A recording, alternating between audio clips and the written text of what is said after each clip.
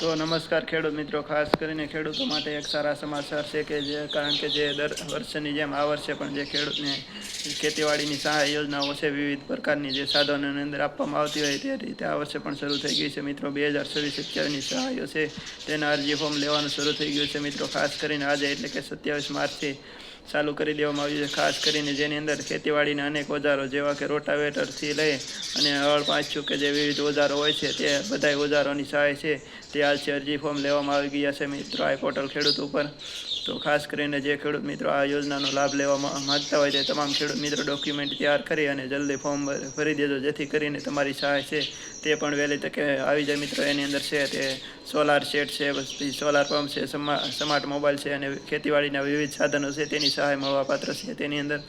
તો ખાસ કરીને તમામ ખેડૂત મિત્રોને આ વિડીયો શેર કરજો, કારણ કે તમામ ખેડૂત મિત્રો છે તે રાહ જોતા હોય કે જે સરકાર દ્વારા ઓનલાઈન સહાય આપવામાં આવે છે તેના ફોર્મ ક્યારથી ચાલુ થશે તેની માહિતીની રાહ જોતા હોય તો આ વિડીયો તેના સુધી પહોંચાડી દેજો.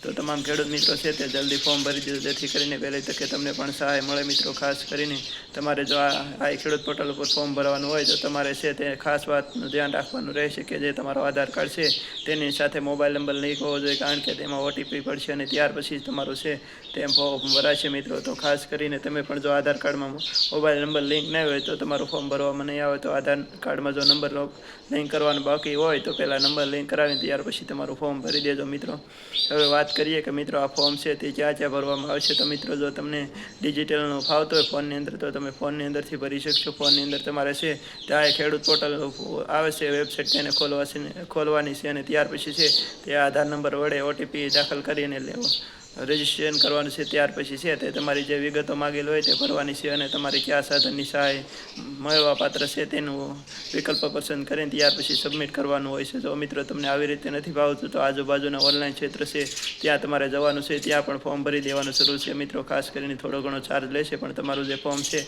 તે સબમિટ કરી દેવામાં આવશે. તમારે જરૂરી ડોક્યુમેન્ટ જાણી અને ત્યાર પછી લઈને જવાનું છે, જેથી કરી તમને પણ જે ખેતીવાડીના સાધનો લેવાના છે અથવા તો સ્માર્ટફોન કે વગેરે જે વસ્તુ જે ઓનલાઈન સહાય મળે છે તેને.